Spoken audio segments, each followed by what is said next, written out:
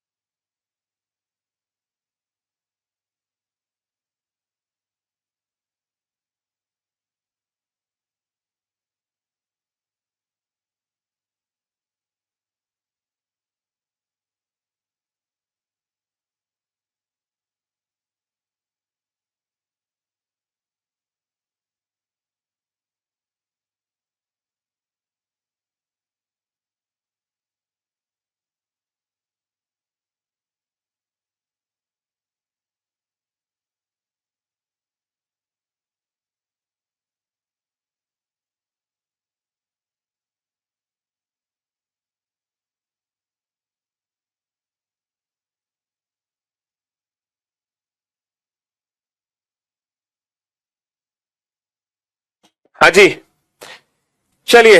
तो बेटा फाइनली हम लोग स्टेटमेंट्स वाले चैप्टर पढ़ चुके हैं और स्टेटमेंट्स की, है ना। अब देखो मैं आप लोगों के लिए क्या करने वाला हूं। स्टेटमेंट्स वाले हम चैप्टर पढ़ चुके हैं, है ना। और आप लोगों को पता है मेंस की आंसर की आ चुकी है, आप लोगों की सीजीएल मेंस की, है ना। और सारे के सारे पेपर भी आ चुके हैं सीजीएल मेंस के। तो मैं एक काम करता हूं कि जो मेंस के पेपर है ना, वो सारे पेपर मैं आप लोगों को करा देता हूं स्टेटमेंट्स वाले चैप्टर, है ना। आज सीटिंग अरेंजमेंट चैप्टर हम शुरू कर रहे थे, लेकिन सीटिंग अरेंजमेंट चैप्टर आज स्टार्ट नहीं कर रहे। मैं आप लोगों को मेंस के ही सारे क्वेश्चन करा देता हूं। एक सेकेंड, मतलब मेंस में सिर्फ और सिर्फ स्टेटमेंट्स वाले चैप्टर हम लोग पढ़ लेते हैं, ठीक है ना। हाँ जी,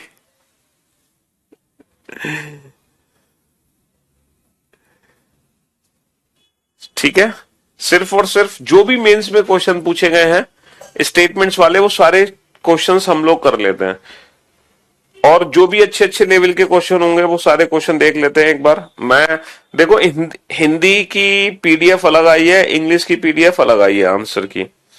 तो मैं आप लोगों को हिंदी वाली आंसर की करा देता हूं, ठीक है। सारी फाइल्स ले लेता हूं हिंदी वाली और वो मैं आप लोगों को करा देता हूं। जस्ट वेट, एक बार उसको हम डाउनलोड कर लें। हाँ, गगन सर ने टेलीग्राम चैनल पे डाली हुई है, तो वहीं से वो फाइल मैं उठा लेता हूं, गगन सर वाली, ठीक है।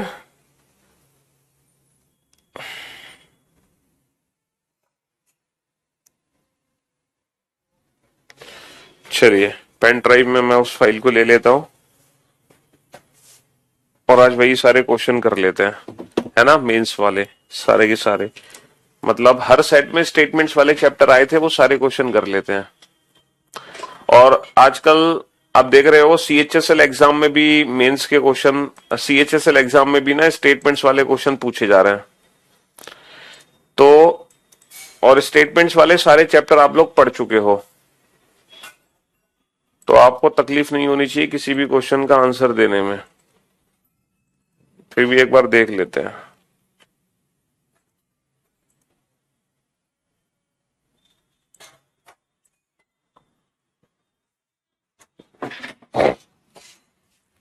बेटा इंग्लिश में हिंदी और इंग्लिश में क्वेश्चन सेम ही है ना। और क्वेश्चन को अगर आप हिंदी में समझ लोगे तो इंग्लिश में भी समझ ही लोगे। Thank you so much sir, आपकी वजह से CHSL के 22 क्वेश्चन हो गए। Thank you so much. हाँ जी,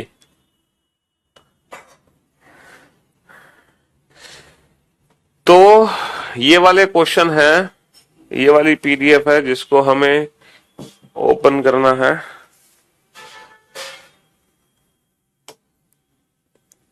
क्वेश्चन आप लोगों को दिखाई दे रहे हैं? फुल स्क्रीन पे कैसे करें इस क्वेश्चन को? एक सेकेंड।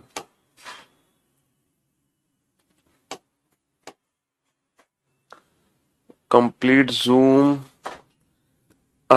इसको एक काम करते हैं, इस PDF को उसी में ओपन करते हैं।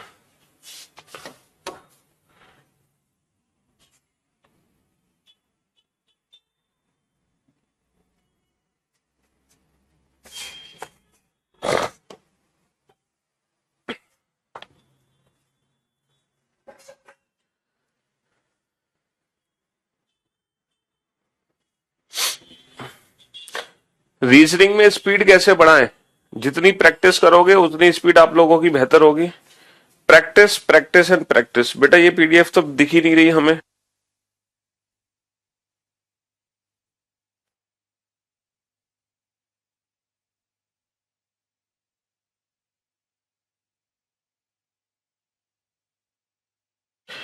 ये तो विजिबल ही नहीं है। क्वेश्चन दिखाई दे रहा आप लोगों को? क्यों भाई, क्वेश्चन दिखाई दे रहे हैं कि नहीं? क्वेश्चन ही दिखाई नहीं दे रहा।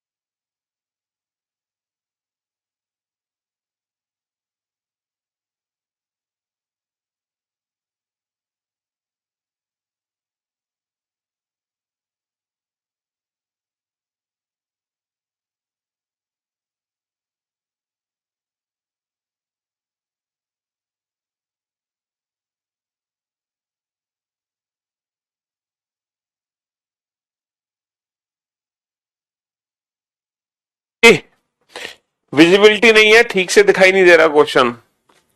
अरे यार, विजिबिलिटी, इस प्रश्न में 2 कथन दिए गए हैं। देखो ये बेटा, ये सही कह रहे हो यार, विजिबिलिटी तो ठीक है नहीं, क्वेश्चन ढंग से दिख नहीं रहा। क्या करें? क्लियर नहीं दिख रहा, ठीक से दिखाई नहीं दे रहा। क्वेश्चन विजिबल नहीं है। अगर बैकग्राउंड चेंज करें तो भी दिखेगा या नहीं दिखेगा? तो भी नहीं दिखेगा ना। बैकग्राउंड चेंज करने पर भी कोई फायदा नहीं है।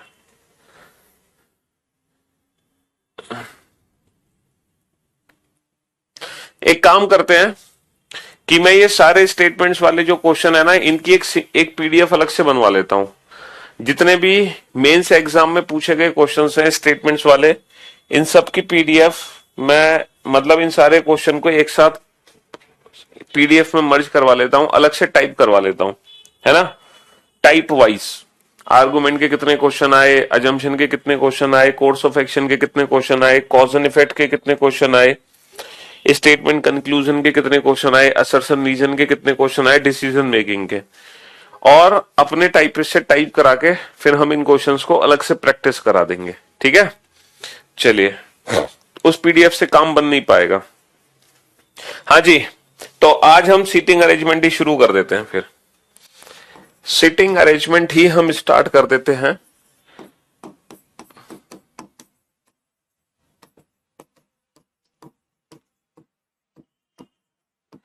सीटिंग अरेंजमेंट आप जानते हो, सीटिंग अरेंजमेंट को बोलते हैं बैठने की व्यवस्था।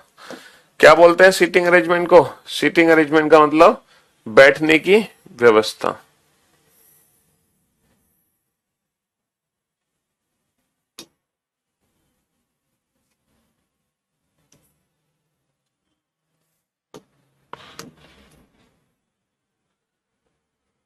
हाँ जी, सीटिंग अरेंजमेंट, बैठने की व्यवस्था।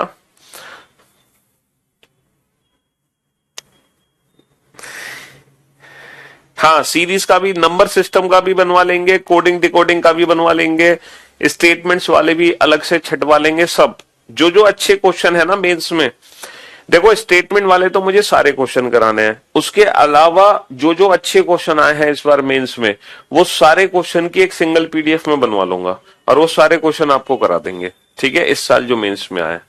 ठीक है, सीटिंग अरेंजमेंट की अगर हम बात करें तो बेटा सीटिंग अरेंजमेंट में दो टाइप के क्वेश्चन बनते हैं, आप लोग जानते हैं। एक तो क्वेश्चन बनता है सर्कल वाला और दूसरा क्वेश्चन बनता है रो वाला।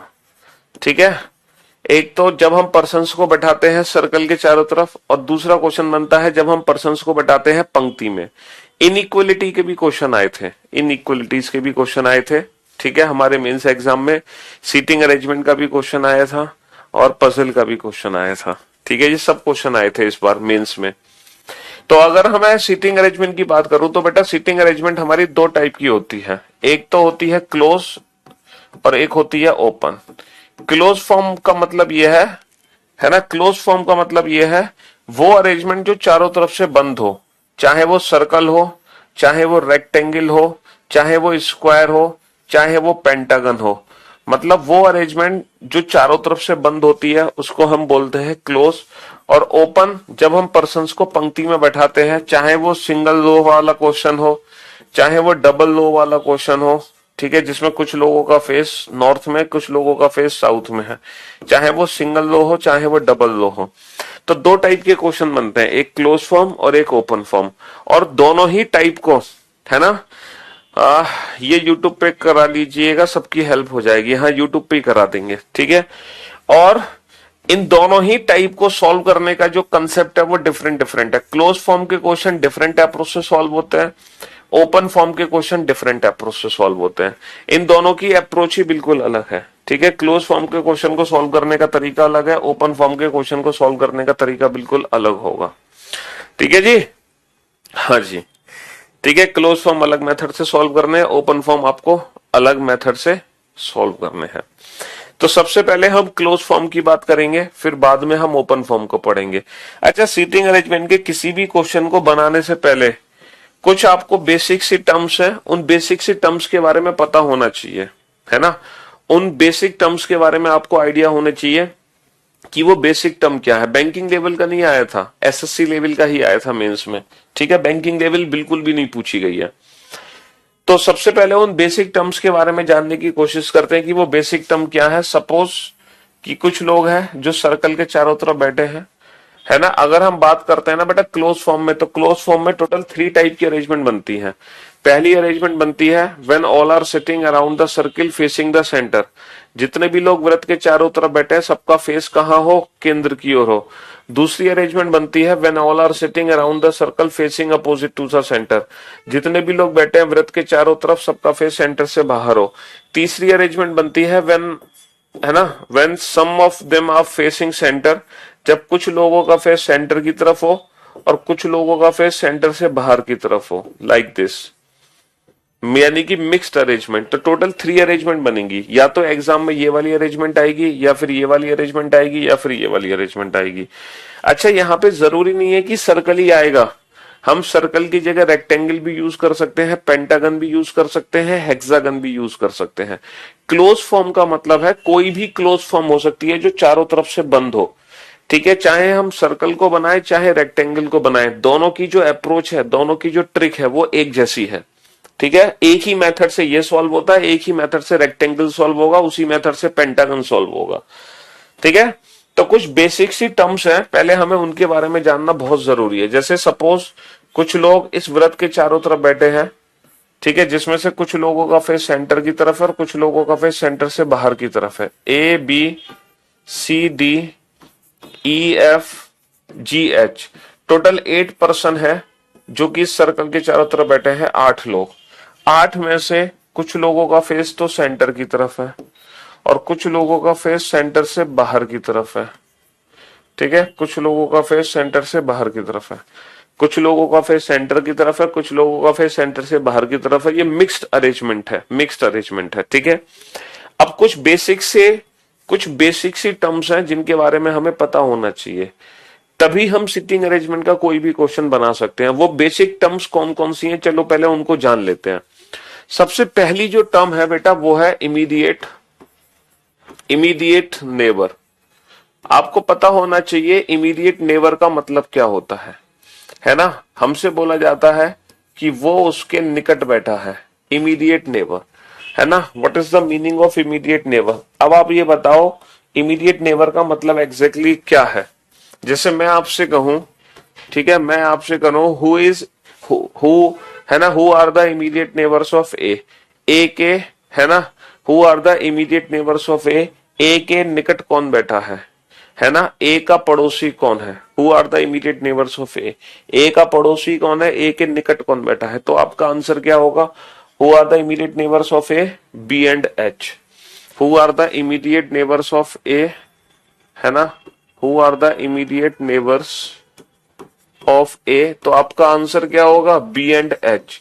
ए के जो निकट बैठे हैं वो बी और एच बैठे हैं, है ना। हाँ जी, इनका मीनिंग आपको पता होना बहुत जरूरी है कि सीटिंग अरेंजमेंट में जब हम नेबर्स वर्ड यूज कर रहे हैं, निकट यूज कर रहे हैं, पड़ोसी, है ना, निकट भी इसके लिए बोल सकते हैं और पड़ोसी भी बोल सकते हैं इसको, कि ए के पड़ोसी कौन है, बी और एच। दूसरा वर्ड यहाँ पे यूज होता है ना, दूसरा वर्ड यहाँ पे यूज होता है इमीडिएट नेबर के अलावा हम यहाँ पे एक वर्ड यूज कर सकते हैं। क्या वर्ड यूज कर सकते हैं बताओ? नेक्स्ट टू का मतलब अगले स्थान, नेक्स्ट टू का मतलब अगला स्थान, ठीक है। जैसे मैं आपसे पूछूं हु इज नेक्स्ट टू ए, तब आपका आंसर क्या होगा, ए के अगले स्थान पर कौन बैठा है ना, ए के अगले स्थान पर कौन बैठा है, तब आपका आंसर क्या होगा, ए के अगले स्थान पर कौन बैठा है, ए के अगले स्थान पर। सीरीज एनालॉजी थोड़ी प्रैक्टिस करनी पड़ेगी, पहले आप क्लासेस को देखो, क्लासेस में कराए गए क्वेश्चंस को करो, उसके बाद आप अलग से प्रैक्टिस करो, वो भी प्रीवियस ईयर पेपर की। बताओ हु इज नेक्स्ट टू ए के अगले स्थान पर कौन है। तो जो अगला स्थान है वो क्या है, अगला स्थान बेटा इमीडिएट नेबर ही है। अगला स्थान कौन है, इमीडिएट नेबर, ठीक है। अगला स्थान का मतलब ये नहीं होता राइट या लेफ्ट, राइट लेफ्ट से कोई लेना देना नहीं है, अगला स्थान भी इमीडिएट नेबर है। Who is next to A, B and H. A के अगले स्थान पर कौन है, ए के अगले स्थान पर बी और एच है। ए के अगले स्थान पर कौन है, बी और एच। तो नेक्स्ट टू का भी मतलब इमीडिएट नेबर ही होगा, ठीक है। एक वर्ड यूज होता है बिटवीन, है ना, बीच में कौन है, ठीक बीच में कौन बैठा है। जैसे मैं आपसे कहूं who is exactly between B and H, B और एच के ठीक बीच में कौन बैठा है, बी और एच के ठीक बीच में कौन बैठा है। Then your answer will be B और एच के ठीक बीच में कौन बैठा है, बी और एच के ठीक बीच में ए बैठा है। बी और एच के ठीक बीच में कौन बैठा है, बी और एच के ठीक बीच में ए बैठा है। एक वर्ड यूज होता है, एक और वर्ड यूज होता है यहाँ पर between, next to, immediate neighbour. एक वर्ड होता है लेफ्ट और एक वर्ड होता है राइट। लेफ्ट का मतलब बाएं, लेफ्ट का मतलब बाएं, ठीक है, और राइट का मतलब हो गया दाएं। आपको लेफ्ट और राइट का मीनिंग पता होना चाहिए। राइट का मतलब क्या हो गया, राइट का मतलब हो गया दाएं, ठीक है, बाईं तरफ और दाईं तरफ, ठीक है, बाईं तरफ और दाईं तरफ, ये सबसे ज्यादा इंपॉर्टेंट है क्योंकि अक्सर बच्चे इसी में कंफ्यूज रहते हैं, लेफ्ट और राइट में। जैसे मैं आपसे पूछूं, है ना, जैसे मैं आपसे पूछूं कि second to the left of A, ठीक है, ए के बाईं ओर दूसरा कौन है, ए के बाईं ओर दूसरा। Second to the right of A के दाईं ओर दूसरा कौन है, ए के बाईं ओर दूसरा, ए के दाईं ओर दूसरा कौन है ना, ए का बायां और ए का दायां बताओ। देखो तो जो लेफ्ट और राइट होगा ना वो पर्सन के फेस के अकॉर्डिंग होगा, अकॉर्डिंग टू हिज और हर फेस। जैसे ये व्यक्ति है ए, इसका जो फेस है वो सेंटर की तरफ है, इसका फेस सेंटर की तरफ है, समझ रहे हो ना। अब मैं आपसे पूछता हूं इसका लेफ्ट और राइट मुझे बताओ। इसका फेस सेंटर की तरफ है बाबू, तो इसका लेफ्ट राइट हमारे अकॉर्डिंग होगा, जो हमारा लेफ्ट वो इसका लेफ्ट, जो हमारा राइट वो इसका राइट।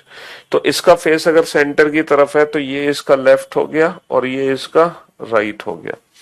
तो ए के लेफ्ट और राइट हमने डिसाइड कर लिए। ए का फेस सेंटर की तरफ है तो ये ए का लेफ्ट हो गया और ये ए का राइट हो गया। अब हमसे क्या पूछा है, हमसे पूछा है second to the left of A के बाईं ओर दूसरा। तो बेटा ये ए का बायां है, तो ए के बाईं ओर दूसरा कौन होगा, पहला दूसरा। ए के बाईं ओर दूसरा कौन होगा, सी। हमसे पूछा है ए के दाईं ओर दूसरा, तो बेटा ए का दायां इधर है, ए के दाईं ओर दूसरा, तो ए का पहला दायां एच, दूसरे दाएं पे कौन है, दूसरे दाएं पे जी है। तो जो लेफ्ट और राइट है ना, लेफ्ट और राइट है वो अकॉर्डिंग टू फेस हमें डिसाइड करना है। अब आप एक काम करो, हर व्यक्ति का लेफ्ट और राइट बताओ। बी के लेफ्ट राइट किधर है, सी का लेफ्ट राइट किधर है, डी का लेफ्ट राइट किधर है, ई का लेफ्ट राइट किधर है, एफ का लेफ्ट राइट किधर है, जी का लेफ्ट राइट किधर है और एच का लेफ्ट राइट किधर है। हर व्यक्ति का आप बायां और दायां डिसाइड करो, हर व्यक्ति का बायां और दायां, हर व्यक्ति का लेफ्ट राइट डिसाइड करो, लेफ्ट राइट कहां पर है जल्दी से। जैसे मैंने ए का लेफ्ट राइट डिनोट किया है वैसे ही आप बी का लेफ्ट राइट डिनोट करो, सी का, डी का, ई का, एफ का, जी का, एच का, हर व्यक्ति का लेफ्ट राइट लिखकर मुझे बताओ, ठीक है। मेंस को मैं एनालाइज करूंगा बेटा, मेंस का जो पेपर जितने भी आपके सेट हैं उन सेट में जितने भी स्टेटमेंट्स के क्वेश्चन है वो सारे क्वेश्चन मैं आपको कराऊंगा, है ना। दूसरा, उस मेंस में जितने भी सेट्स हैं हर सेट में जो भी डिफरेंट क्वेश्चन है हमें लगेगा कि ये अच्छा क्वेश्चन है, तो जितने भी अच्छे क्वेश्चन है सारे क्वेश्चन को मैं एक साथ मर्ज करके सारे की प्रैक्टिस आपको कराने वाला हूं, ठीक है जी। हाँ जी, सारे स्टेटमेंट्स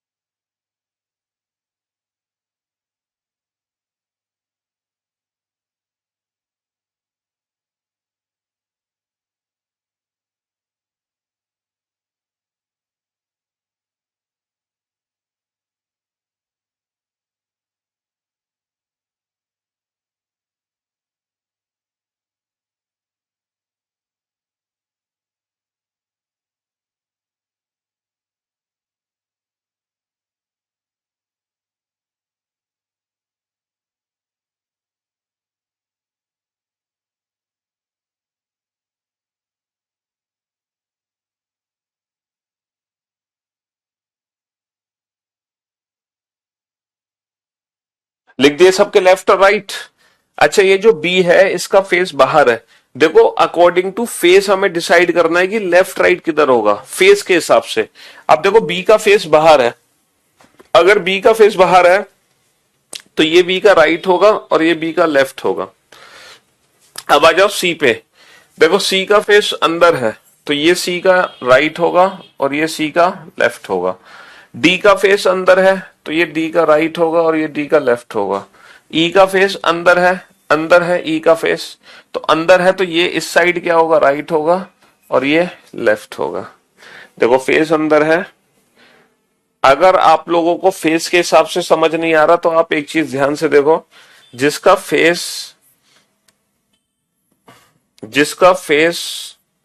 ठीक है, जिसका फेस सेंटर की तरफ होता है, जिसका फेस सेंटर की तरफ है, उसमें राइट का मतलब पता है क्या होता है, राइट इस साइड होता है एंटी क्लॉकवाइज, और लेफ्ट क्या होगा, लेफ्ट होगा क्लॉकवाइज, लेफ्ट होगा क्लॉकवाइज।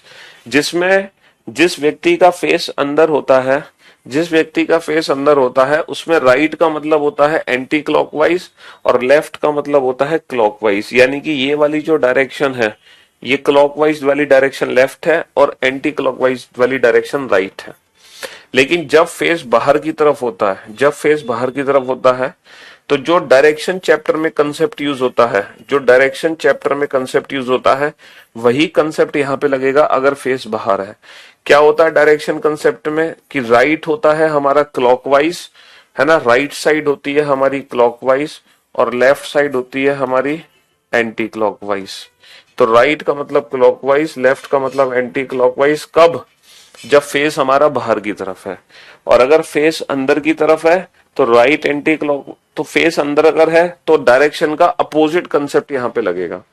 देखो राइट क्लॉकवाइज कब होगा, जब फेस बाहर है, लेकिन अगर फेस अंदर है तो राइट हो जाएगा एंटी क्लॉकवाइज, राइट हो जाएगा एंटी क्लॉकवाइज। तो अगर आप पर्सन के फेस से, है ना, राइट लेफ्ट इमेजिन नहीं कर पा रहे हैं तो आप एंटी क्लॉक और क्लॉकवाइज के हिसाब से देखो।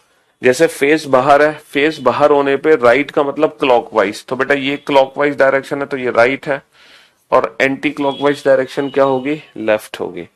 फेस बाहर है तो right clockwise, left anti clockwise. Face बाहर है तो right clockwise, left anti clockwise. ठीक है जी। तो हर व्यक्ति का जो लेफ्ट और राइट हैंड है, मैं उम्मीद करता हूं हर किसी को समझ आ गया होगा अच्छे से, बेहतर तरीके से, है ना। यहाँ पे दो शब्द और यूज होते हैं। एक शब्द यूज होता है अपोजिट, विपरीत। एक और वर्ड यूज होता है अपोजिट। जैसे मैं आपसे पूछूं हु इज अपोजिट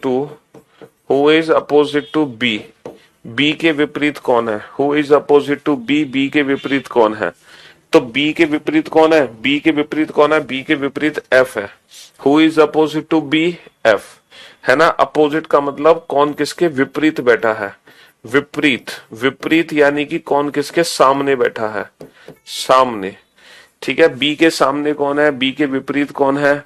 ठीक है, तो who is opposite to B, हमारा आंसर होगा एफ। एक वर्ड यूज होता है बेटा फेसिंग, एक वर्ड यूज होता है फेसिंग। फेसिंग का मतलब होता है सम्मुख, फेसिंग का मतलब होता है सम्मुख।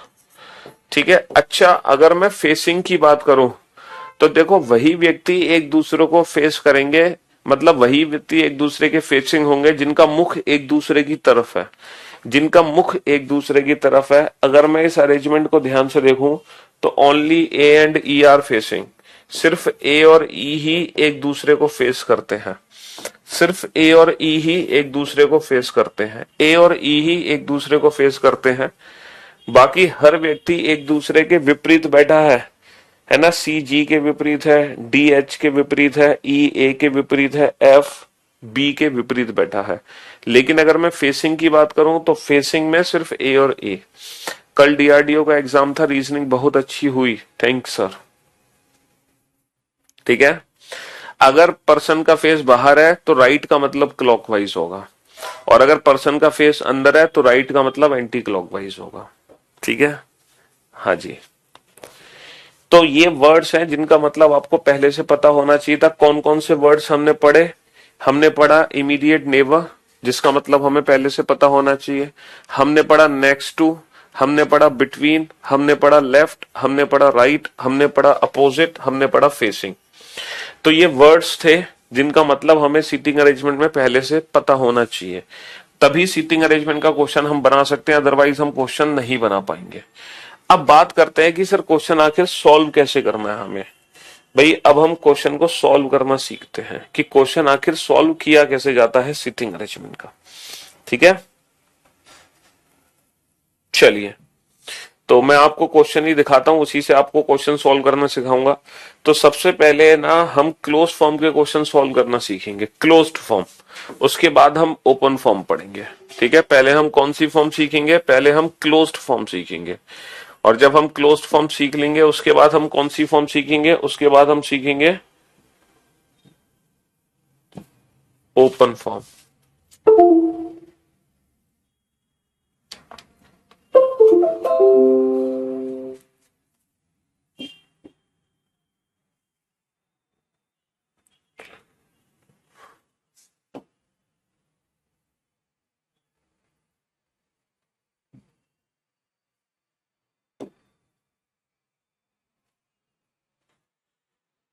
हाँ जी, तो बेटा ये क्वेश्चन आपके सामने है। ठीक है, ये क्वेश्चन आपके सामने है, आप इस क्वेश्चन को पढ़ो। ये इंग्लिश में लिखा हुआ क्वेश्चन है और ये हिंदी में लिखा हुआ क्वेश्चन है। और जब आप ये अरेंजमेंट बना लोगे फिर इस अरेंजमेंट से रिलेटेड कुछ क्वेश्चन हमसे पूछे जाएंगे। जैसे कि ये पहला क्वेश्चन हमसे पूछा गया है ना, दूसरा क्वेश्चन पूछा गया, तीसरा, चौथा, पांचवा, ये 5 क्वेश्चन हमसे पूछे गए हैं। लेकिन इन 5 क्वेश्चन का आंसर हम तभी दे सकते हैं जब हम ये अरेंजमेंट कंप्लीट कर लें। यस्टरडे CHSL का पेपर था, रीजनिंग में मजा आ गया, 25 में से 23 बन गए सही, बहुत बढ़िया। फेसिंग बेटा वो है जिन दोनों व्यक्तियों को, जिनका मुख एक दूसरे की तरफ हो, सम्मुख, है ना, उसको बोलते हैं फेसिंग। ठीक है, उसको बोलते हैं फेसिंग। अब आप लोग ध्यान से सुनना बेटा, ठीक है, और ध्यान से समझना। पहला क्वेश्चन मुझे सॉल्व करने दो, इसके बाद जो क्वेश्चन हो वो आप लोग सॉल्व करना। पहला क्वेश्चन मुझे सॉल्व करने दो, ठीक है। हाँ जी, पहला क्वेश्चन मुझे सॉल्व करने दो, फिर आप सॉल्व करना। बेटा सीटिंग अरेंजमेंट की कम से कम 6-7 क्लासेस होंगी और पजल की भी इतनी क्लासेस होंगी, 6-7। तो लगभग सीटिंग अरेंजमेंट पजल की कितनी क्लासेस हो जाएंगी, 12 से 15 क्लासेस हैं। ठीक है, 12 से 15 क्लास में खत्म होगा। अब आप लोग ध्यान से सुनना और ध्यान से समझने की कोशिश करना। देखो क्लोज फॉर्म का क्वेश्चन जब एग्जाम में पूछा जाएगा तो सबसे पहले तो आप ये देखो पर्सन्स को हमें बैठाना कहाँ है। सर्कल के चारों तरफ बैठाना है, रेक्टेंगल के चारों तरफ बैठाना है, या पेंटागन के चारों तरफ बैठाना है। ठीक है, पहले तो हमें ये बताना है। तो भैया अगर मैं क्वेश्चन को ध्यान से देखूं, 8 executive are sitting around a circular table. बेटा 8 व्यक्ति ना, पता है कहाँ बैठे हैं, एक सर्कुलर टेबल के चारों ओर बैठे हैं। तो हम पता है क्या करेंगे, ये 8 व्यक्ति जहां बैठे हैं पहले हम वो बना लेंगे। अगर ये सर्कल के चारों तरफ बैठे हैं तो हम सर्कल बना लेंगे, अगर ये रेक्टेंगल के चारों तरफ बैठे हैं तो हम रेक्टेंगल बना लेंगे। ठीक है, और जितने भी पर्सन है सबको हम एक साथ बैठा देंगे। अच्छा 8 व्यक्ति हैं तो वो बराबर बराबर की दूरी पे बैठेंगे, और जब वो बराबर बराबर की दूरी पे बैठेंगे तो वो एक दूसरे के विपरीत आएंगे, लाइक दिस। क्योंकि ये बराबर बराबर की दूरी पर है 8 व्यक्ति, तो ये एक दूसरे के विपरीत बैठ गए। अच्छा इन सबका फेस कहाँ है, 8 एग्जीक्यूटिव है और वो सर्कल के चारों तरफ बैठे हैं मीटिंग करने के लिए। ये मीटिंग करने के लिए बैठे हैं। अगर ये मीटिंग करने के लिए बैठे हैं तो सबका फेस किधर होगा, टुवर्ड सेंटर। तो भाई सबका फेस केंद्र की ओर है, क्योंकि सभी लोग मीटिंग करने के लिए बैठे हैं। तो जो सबका फेस है हमने कहाँ रख दिया, केंद्र की ओर रख दिया, क्योंकि सारे लोग मीटिंग करने के लिए बैठे हैं। तो सबका फेस हमने सेंटर की तरफ कर दिया। ये पहला काम है जो हमें करना ही पड़ेगा हर सीटिंग अरेंजमेंट के क्वेश्चन को बनाने से पहले। सबसे पहले आप ये देखोगे कितने लोग हैं और वो कहाँ बैठे हैं, तो वो अरेंजमेंट बना दो। सारे लोगों को एक साथ बैठाना पड़ता है क्लोज्ड फॉर्म में। अगर 10 व्यक्ति होते तो 10 को एक साथ बैठा दो, 6 व्यक्ति होते तो 6 को एक साथ बैठा दो। तो क्लोज्ड फॉर्म के क्वेश्चन को सॉल्व करने का ये पहला स्टेप। अब आप दूसरे स्टेप पे चलो। अब पहला पॉइंट पढ़ो, पहला पॉइंट क्या लिखा है, J is second to the right of P. बेटा जे पी के दाईं ओर दूसरा है, जे पी के दाईं ओर दूसरा है। जे किसके दाईं ओर दूसरा है, पी के। तो हमें पहले किसको बैठाना है, पी को बैठाना है। और एक चीज याद रखना बेटा, क्लोज्ड फॉर्म में पहले व्यक्ति को मैं अपनी मर्जी से कहीं भी बैठा सकता हूं। पहले व्यक्ति को मैं पी को यहां भी बैठा सकता हूं, यहां भी, यहां भी, यहां भी, यहां भी, यहां भी, यहां भी, कोई फर्क उससे नहीं पड़ने वाला। तो जे पी के दाईं ओर दूसरा है, तो माना कि पी यहां बैठा है अब P के दाईं ओर दूसरा कौन है, J। अब इसका दायां, इसका राइट किधर होगा भाई, राइट होगा इस साइड, इसका फेस अंदर है तो ये इसका राइट हैंड है, तो पहला राइट दूसरा राइट, तो J P के दाईं ओर दूसरा है, J is second to the right of P। अच्छा यहां पर एक वर्ड यूज होता है, यूज हो रहा है हु। हु वर्ड किसको रिप्रेजेंट करेगा बेटा, हु वर्ड हमेशा ऑब्जेक्ट को रिप्रेजेंट करता है, सेकंड पर्सन को। आप लोग जानते हैं कि एंड, वाइल, बट ये सब्जेक्ट के लिए है यानी कि फर्स्ट पर्सन, और हु, हुम, विच ये रिप्रेजेंट करते हैं ऑब्जेक्ट को यानी कि सेकंड पर्सन। तो हु वर्ड किसके लिए है, J is second to the right of P, who is third to the right of K। Who is third to the right of K मतलब P is third to the right of K।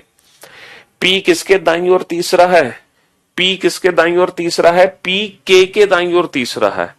P किसके दाईं ओर तीसरा है, P K के दाईं ओर तीसरा है, P K के दाईं ओर तीसरा है। तो ये जो P है बेटा ये किसके दाईं ओर तीसरा है, K के।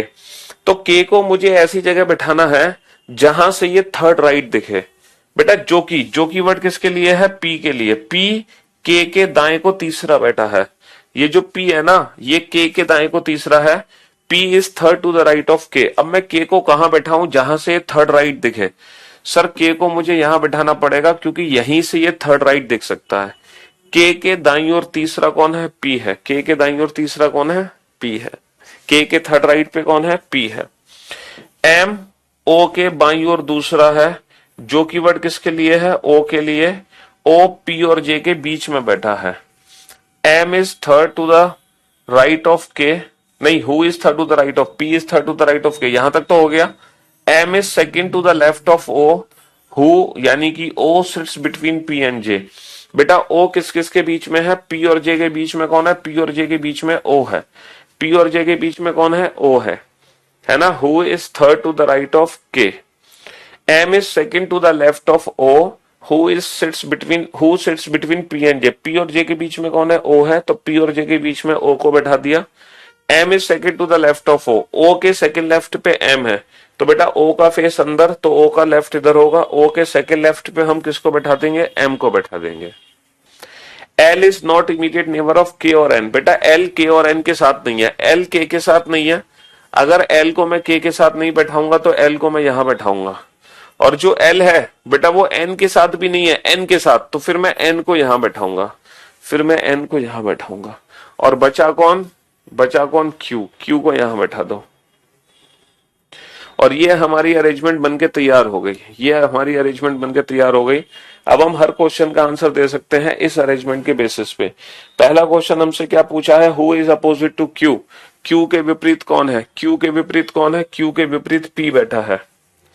अगला क्वेश्चन है J के बाईं ओर दूसरे स्थान पर कौन है, who is second to the left of J। J के बाईं ओर दूसरे स्थान पर कौन है, P। J के बाईं ओर दूसरे स्थान पर P।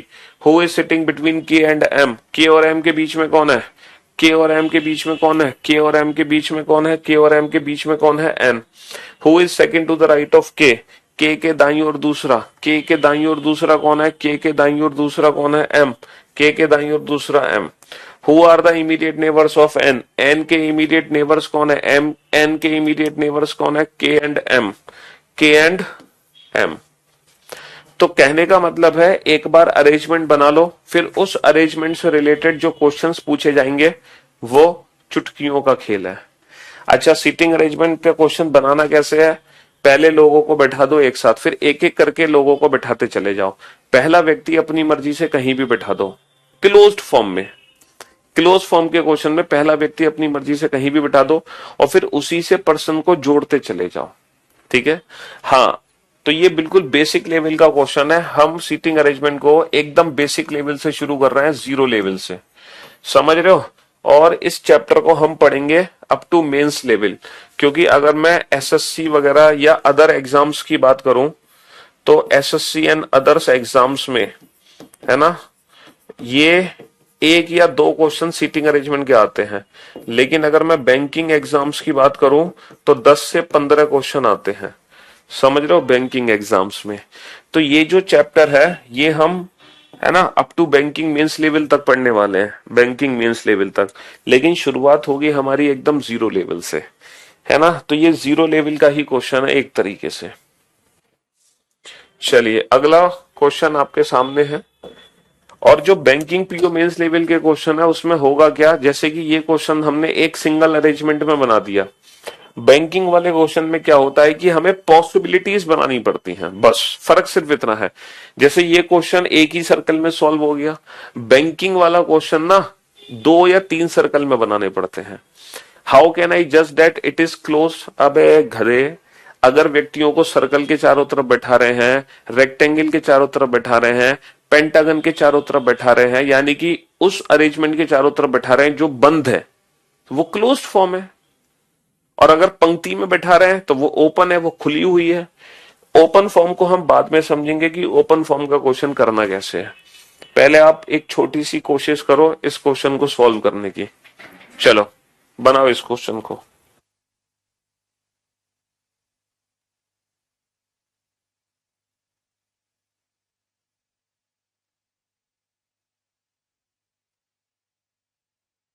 सीटिंग अरेंजमेंट में पहले जब आप क्वेश्चन सॉल्व करोगे ना तो टाइम की चिंता मत करना कि कितना टाइम लग रहा है, क्योंकि शुरुआत में सीटिंग अरेंजमेंट के क्वेश्चन बनाने में बहुत टाइम लगेगा। लेकिन टाइम लगने देना, आपको सिर्फ परफेक्ट अरेंजमेंट बनानी है। और जैसे जैसे आप परफेक्ट अरेंजमेंट बनाना शुरू कर दोगे वैसे वैसे आपके अंदर कॉन्फिडेंस आएगा। और जैसे जैसे कॉन्फिडेंस आएगा फिर आपकी स्पीड बढ़ेगी। क्योंकि बेटा हम पहले स्पीड पे काम नहीं करते, पहले हम काम करते हैं अपने कॉन्फिडेंस पे। एक बार कॉन्फिडेंस आ जाएगा तो स्पीड फिर अपने आप बन जाती है। जब हम गाड़ी चलाना सीखते हैं तो पहले बेटा हम धीरे धीरे गाड़ी चला पाते हैं क्योंकि वो कॉन्फिडेंस हमारे अंदर नहीं होता। लेकिन जैसी कॉन्फिडेंस हमारे अंदर आता है आफ्टर प्रैक्टिस, आफ्टर प्रैक्टिस फिर हम गाड़ी को दौड़ा देते हैं पांचवें गियर पे, है ना। तो प्रैक्टिस बहुत जरूरी है स्पीड बढ़ाने के लिए।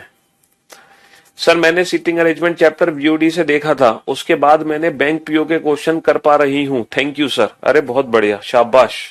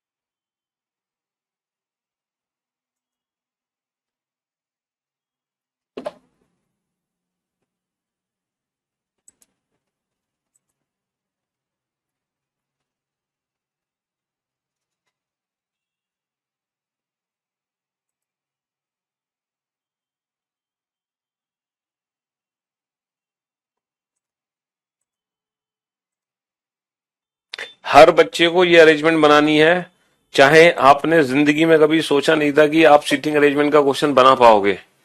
लेकिन हर बच्चे को ये अरेंजमेंट कंप्लीट करनी है, हर बच्चे को, है। भले ही आप ये सोच रहे हो सर हमसे जिंदगी में कभी सीटिंग अरेंजमेंट बन ही नहीं सकती, बट हर बच्चे को कोशिश करनी है इस क्वेश्चन को बनाने की। क्योंकि जो अप्रोच मैंने आपको बताई है 100% आप क्वेश्चन बना पाओगे। और हम बिल्कुल बेसिक लेवल से चल रहे हैं, एकदम बेसिक लेवल से, समझ रहे हो। और धीरे धीरे हम अपना लेवल बढ़ाएंगे।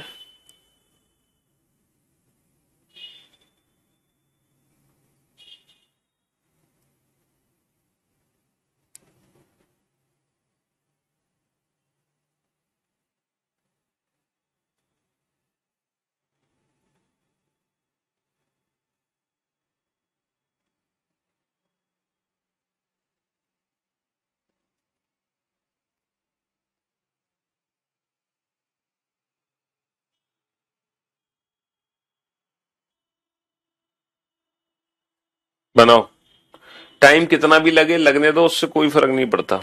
जल्दी बन गया तो अच्छी बात है, जल्दी बन गया आपका क्वेश्चन तो इसी क्वेश्चन को आप दोबारा बनाओ। जिन बच्चों ने बना लिया वो बच्चे दोबारा इस क्वेश्चन को सॉल्व करें।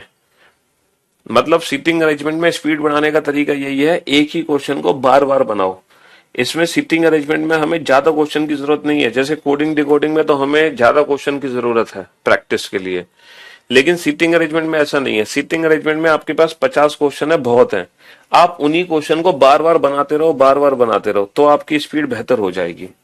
तो सीटिंग अरेंजमेंट में स्पीड बढ़ाने का तरीका है एक ही क्वेश्चन को बार बार बनाते रहो, बार बार बनाते रहो।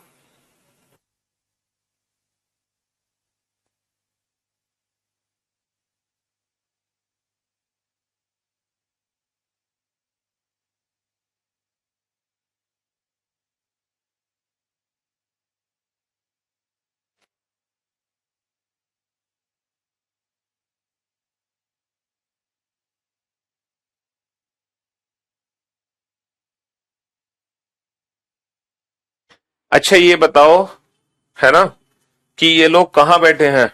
सर ये लोग व्रत के चारों तरफ बैठे हैं, तो एक व्रत बना लो। व्रत के चारों ओर बैठे कितने लोग हैं? 8 लोग हैं, सबका फेस सेंटर की तरफ है, तो 8 को बैठा दो और सबका फेस सेंटर की तरफ कर दो। सबका फेस सेंटर की तरफ कर दिया जी। सबसे पहला पॉइंट क्या है? सबसे पहला पॉइंट है A sits fourth to the right of H. A H के दाईं ओर चौथा है, ए किसके दाईं ओर चौथा है? एच के। तो सबसे पहले हम किसको बैठाएंगे? एच को, और अपनी मर्जी से पूरे सर्कल में कहीं भी हम एच को बैठा देंगे। और ए एच के दाईं ओर चौथा है, एच का फोर्थ राइट किधर होगा? 1 2 3 4।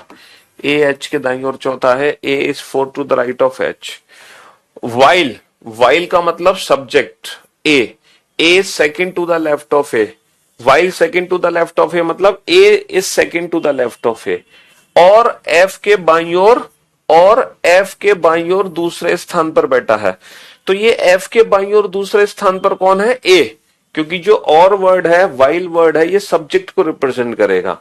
तो और एफ के बाईं ओर दूसरा, एफ के बाईं ओर दूसरा कौन है? ए। ये जो ए है ना, ये एफ के बाईं ओर दूसरा है, तो मैं एफ को ऐसी जगह बैठाऊं जहां से ये बाईं ओर दूसरा दिखाई दे। मैं एफ को ऐसी जगह बैठाऊं जहां से ये बाईं ओर दूसरा दिखाई दे। सी एफ और बी का निकटतम पड़ोसी नहीं है। C is not the immediate neighbour of, C is not the immediate neighbour of F and B. बेटा सी एफ और बी के साथ नहीं बैठा। अच्छा ये बताओ, सी एफ के साथ नहीं बैठा, सी एफ के साथ नहीं बैठा, तो सी की 3 पॉसिबिलिटी है। सी यहां भी आ सकता है, यहां भी आ सकता है, यहां भी आ सकता है। अगर ये क्वेश्चन बेटा बैंक का होता, बैंक पीओ का क्वेश्चन होता, तो हम पता है क्या करते? 3 पॉसिबिलिटी बनाते। एक में सी को यहां बैठाते थे, दूसरे में सी को यहां, तीसरे में सी को यहां। लेकिन ये बैंक पीओ का क्वेश्चन तो है नहीं, क्योंकि अभी हम बेसिक लेवल से शुरू कर रहे हैं, तो हमें 3 पॉसिबिलिटीज बनाने की जरूरत नहीं है। कोई और पॉइंट होगा जो सी से रिलेटेड होगा, जो सी के बैठने की पॉसिबिलिटीज को खत्म कर देगा। अगला ही पॉइंट है D sits third to the right of C. D C के दाईं ओर तीसरा है। बेटा अगर मैं सी को यहां बैठा देता तो क्या डी सी के थर्ड राइट पे आ सकता था? सी का राइट इधर होगा, सी का दाएं इधर है, सी का थर्ड राइट 1 2 3। क्या यहां पे डी आ सकता है? नहीं आ सकता, तो सी यहां नहीं आएगा। क्या मैं सी को यहां बैठा सकता हूं? अगर मैं सी को यहां बैठाऊंगा तो सी के थर्ड राइट पे डी आना चाहिए। इसका थर्ड राइट 1 2 3। क्या यहां पे डी आ सकता है? नहीं आ सकता। इसका मतलब सी यहां भी नहीं आ सकता। तो सी ना तो यहां आएगा क्योंकि वो एफ का पड़ोसी नहीं है, सी यहां नहीं आ सकता क्योंकि उसके थर्ड राइट पे डी को आना है। तो 100% सी यहां आएगा, 100% सी यहां आएगा। अब सी के थर्ड राइट पे डी, सी का दाईं और तीसरा, राइट इधर होगा, दाया इधर होगा। इसका राइट 1 2 3, तो ये हो गया सी का थर्ड राइट। सी के थर्ड राइट पे कौन आ गया? डी आ गया, और हमने सी को बैठा दिया आराम से। अच्छा जो सी था वो एफ का पड़ोसी भी नहीं है, बी का पड़ोसी भी नहीं है, तो बी को मैं यहां नहीं बैठाऊंगा, तो बी को मैं यहां नहीं बैठाऊंगा, तो बी को मैं यहां बैठाऊंगा। H never sits next to G. बेटा जो एच है वो कभी भी जी के अगले स्थान पे नहीं है। एच जी के अगले स्थान पे नहीं है, एच को मैं जी के अगले स्थान पे नहीं बैठाऊंगा, जी को मैं यहां नहीं बैठा सकता, तो जी को मैं यहां बैठाऊंगा। बचा कौन? ई। और ये हमारी अरेंजमेंट कंप्लीट हो गई। अब हम हर क्वेश्चन का आंसर दे सकते हैं इस अरेंजमेंट के जरिए। Who is sitting between B and D? बेटा बी और डी के बीच में कौन बैठा है? बी और डी के बीच में एफ। बी और डी के बीच में कौन है? बी और डी के बीच में एफ है। Who is third to the right of F? F के दाई और तीसरा, एफ का थर्ड राइट, एफ का दाई और तीसरा, एक दो तीन, एफ के दाई और तीसरा कौन है? ई। एफ के दाई और तीसरा कौन है? ई। अच्छा, डी के पड़ोसी कौन है? Who are the immediate neighbours of D? D के पड़ोसी कौन है? A and F. डी के पड़ोसी कौन है? A and F.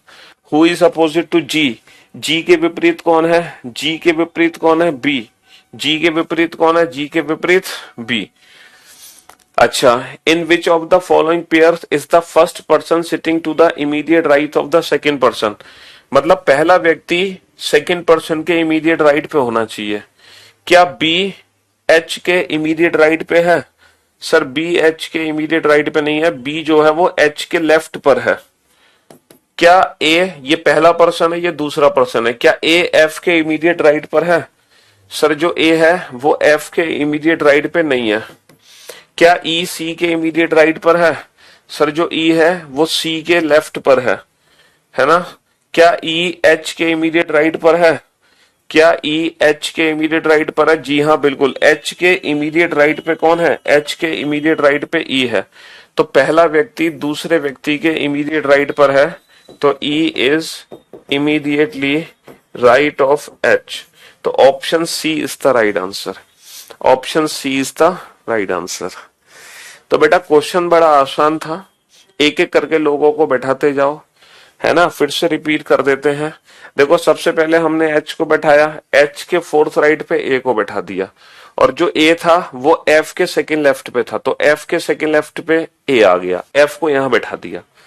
अब जो सी था वो एफ के साथ नहीं बैठेगा, तो सी यहां भी आ सकता था, यहां भी, यहां भी। अब सी यहां और यहां इसलिए नहीं आ पाया क्योंकि सी के थर्ड राइट पे डी नहीं आ पा रहा था, इसीलिए सी को ना यहां बैठा पाए ना यहां, तो हमारी मजबूरी थी सी को यहां बैठाना। और जैसे ही सी को मैंने यहां बैठाया तो सी के थर्ड राइट पे डी आ गया, और जो बी था वो सी के साथ नहीं आएगा, तो फिर बी को मैंने यहां बैठा दिया, बात खत्म। और जो एच है उसके साथ जी नहीं आएगा, तो जी को मैंने यहां बैठा दिया, बचा कौन? ई। ये था क्वेश्चन, ठीक है जी। चलो अब देखो, मैं आप लोगों को, ठीक है, मैं आप लोगों को जो सीटिंग अरेंजमेंट बताई है, मैं गारंटी दे सकता हूं, भले ही जिंदगी में आपने सीटिंग अरेंजमेंट का क्वेश्चन आज तक सॉल्व नहीं किया, लेकिन मेरी गारंटी है अब आप सीटिंग अरेंजमेंट का क्वेश्चन बनाने लगोगे, अब आप क्वेश्चन बनाने लगोगे, ये मेरी गारंटी है। यस्टरडे सीएचएसएल का पेपर था, रीजनिंग में मजा आ गया सर, चलिए बहुत बढ़िया। अब हर बच्चा इस क्वेश्चन को जरूर बनाएगा, ये मेरी गारंटी है 100%।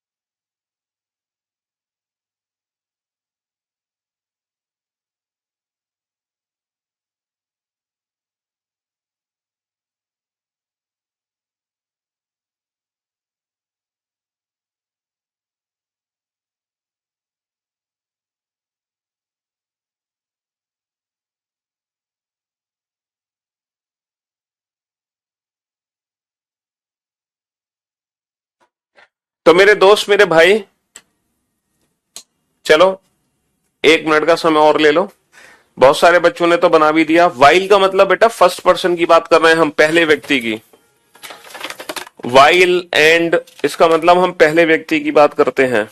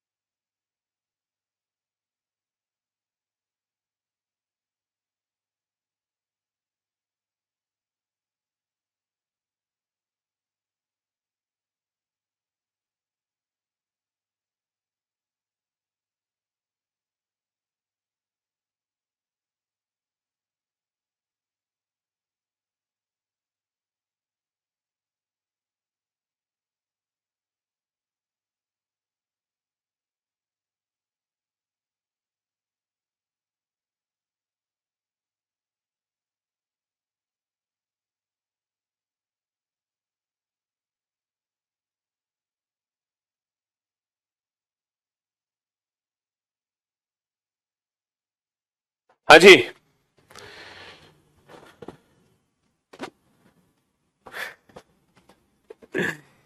चलिए। तो मेरे दोस्त मेरे भाई, मैंने आपसे बोला कि अब दुनिया का हर बच्चा इस क्वेश्चन को बनाएगा, ये मेरी गारंटी है, भले ही आपने जिंदगी में सीटिंग अरेंजमेंट को ना बनाया हो। Study the following information carefully and answer the question given below. MNPRTWFNH, है ना, are sitting around a circle facing centre. 8 व्यक्ति हैं, सभी लोग व्रत के चारों तरफ बैठे हैं। तो सबसे पहले हम क्या करेंगे, सबसे पहले सर हम व्रत बनाएंगे और 8 को एक साथ बैठा देंगे। और सबका फेस किधर है, सबका फेस सेंटर की तरफ है, तो सबका फेस सेंटर की तरफ बना देंगे। 8 को एक साथ बैठा देंगे और सबका फेस सेंटर की तरफ है, सेंटर की तरफ बना देंगे। ठीक है, पहला पॉइंट अब पढ़ेंगे। पहला पॉइंट क्या है, पहला पॉइंट है P is third to the left of M। P M के बाईं ओर तीसरा है। देखो P किसके थर्ड लेफ्ट पे है, M के।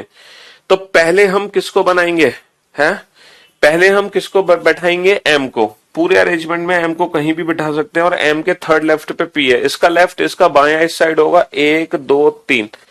P is third to the left of M, P M के बाईं ओर तीसरा है। और वर्ड किसके लिए है बेटा, P के लिए, P T के दाईं ओर दूसरा है। एंड वर्ड किसके लिए है, P के लिए, P second to the right of T। P is second to the right of T। बेटा ये T के दाईं ओर दूसरा है, तो मैं T को कहां बैठाऊं, जहां से ये सेकंड राइट दिखे। सर T को यहां दिखाओ, यहीं से ये सेकंड राइट दिखेगा। नेक्स्ट, N P के दाईं ओर दूसरा है। N is second to the right of P। N is second to the right of P। P के सेकंड राइट पे कौन है, N। P का राइट इस साइड होगा, 1 2। P के सेकंड राइट पे कौन है, N। R is second to the right of W, who is second to the right of M। R W के दाईं ओर दूसरा है, जो कि वर्ड बेटा W के लिए है। W M के दाईं ओर दूसरा है। W किसके दाईं ओर दूसरा है, M के। M को मैं बैठा चुका हूं, M के सेकंड राइट पे W है, M का दाईं ओर, M का राइट इस साइड है और पहला दूसरा। M के सेकंड राइट पे कौन है, R। M के दाईं ओर दूसरा कौन है, R, सॉरी R नहीं, W। W is second to the right of M। Who word W के लिए है, W M के दाईं ओर दूसरा है और R W के दाईं ओर दूसरा। W के दाईं ओर दूसरा कौन है, W के दाईं ओर दूसरा R है। W के दाईं ओर दूसरा R।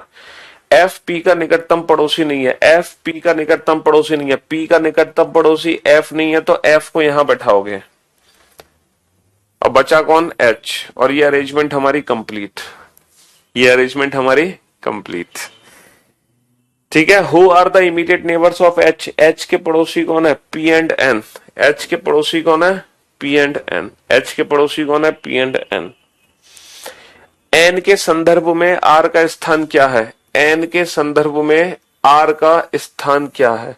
What is the position of R with respect to N? What is the position of R with respect to N? तो बेटा एन के थर्ड लेफ्ट में है ना? R is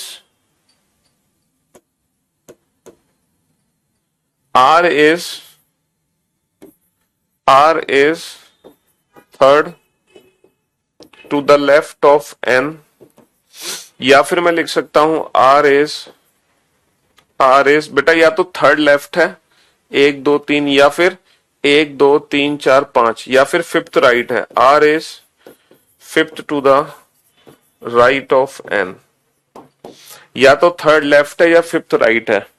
R third left भी हो सकता है और R फिफ्थ राइट भी हो सकता है।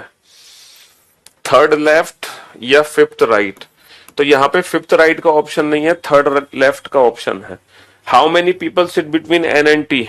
देखो एन और टी के बीच में कितने व्यक्ति हैं? अगर हम इस साइड से देखते हैं तो 3 व्यक्ति हैं, अगर मैं इस साइड से देखता हूं तो भी 3 व्यक्ति हैं। तो एन और टी के बीच में 3 व्यक्ति हैं। Who is on the immediate right of W? W के इमीडिएट राइट में कौन है? डब्ल्यू के इमीडिएट राइट में कौन है? डब्ल्यू के इमीडिएट राइट में टी है। In which of the following pair is the first person sitting to the immediate left of the second person? पहला व्यक्ति दूसरे व्यक्ति के तुरंत बाईं ओर है। क्या एन एच के लेफ्ट में है? क्या एन एच के लेफ्ट में? बेटा एच के राइट में है, गलत। क्या टी डब्ल्यू के लेफ्ट में है? क्या टी डब्ल्यू के राइट में है? टी डब्ल्यू के राइट में है। क्या एफ एम के लेफ्ट में है? एफ एम के राइट में है। एफ जो है एम के राइट। क्या आर पी के लेफ्ट में है? सर आर जो है वो डेफिनेटली पी के इमीडिएट लेफ्ट में है। तो पहला व्यक्ति दूसरे व्यक्ति के इमीडिएट लेफ्ट में है। ठीक है जी, तो ये था सीटिंग अरेंजमेंट। जो डर आपके जहन में था, मैं उम्मीद करता हूं सीटिंग अरेंजमेंट को लेके वो डर आपके जहन से दूर हो गया होगा। और यही टाइप के क्वेश्चन एसएससी में आते हैं, यही लेवल है 0 लेवल। ये बेसिक लेवल है सीटिंग अरेंजमेंट का, यही लेवल हमारे एग्जाम में आता है। ठीक है, हालांकि सीटिंग अरेंजमेंट की कम से कम 7-8 क्लासेस होंगी, 6-7 क्लासेस, तब जाके ये सीटिंग अरेंजमेंट चैप्टर कंप्लीट होगा। तो अभी हमने बेसिक लेवल शुरू किया है, कल भी हम बेसिक लेवल ही पढ़ेंगे। ठीक है, हाँ जी, चलिए शुक्रिया, thank you so much, thanks a lot, good bye, love you all, take care, मिलते हैं कल। आज के लिए सिर्फ इतना ही।